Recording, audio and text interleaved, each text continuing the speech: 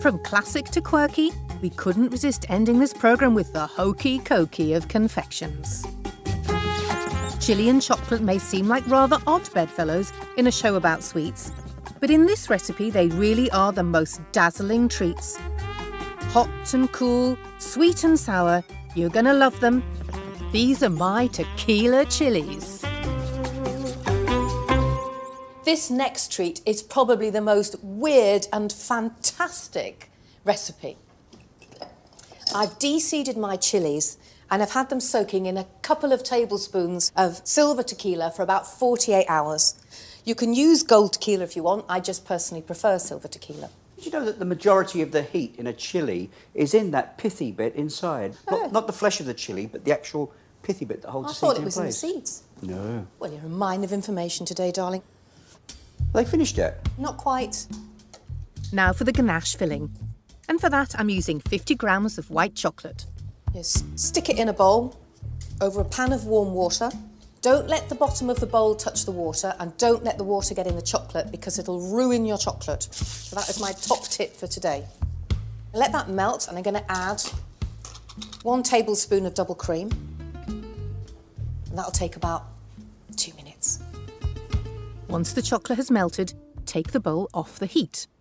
This is where the zingy bit happens. And I'm going to zest about half a lime. Then add the juice of half a lime and a tablespoon of tequila.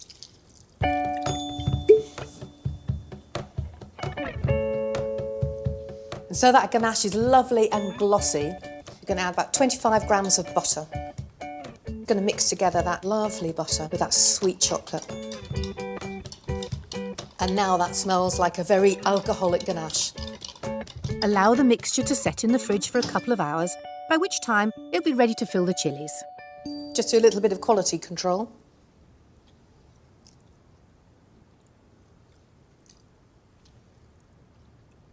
Woo, yeehaw! That's how good it is. Fill each chilli with about a teaspoon of the ganache.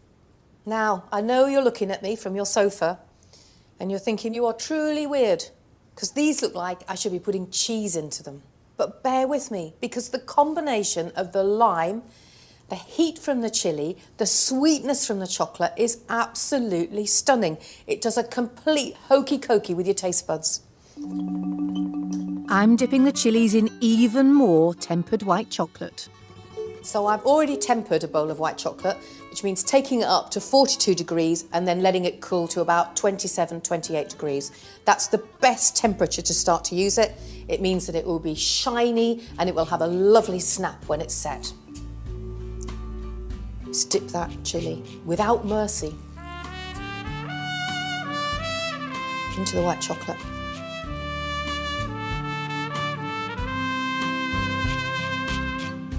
Doesn't matter if you get a bit messy. There are no rules of this one. This is just good chocolatey fun.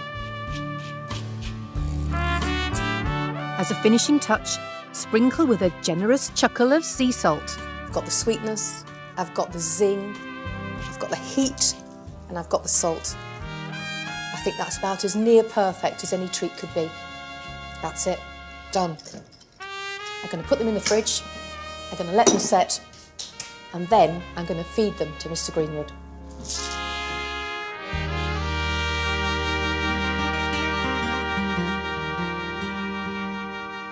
Look, I've made you some of your favourite tequila chilies. They look absolutely fantastic. Don't they just? Oh, those are very beautiful. Yum, yum. I'm going for the whole one. Oh, wow, that's a little taste bomb. Wow, that is a taste bomb and a half. I think these should be served on a hot date. They'd spice up your life and put a bit of pep in your step.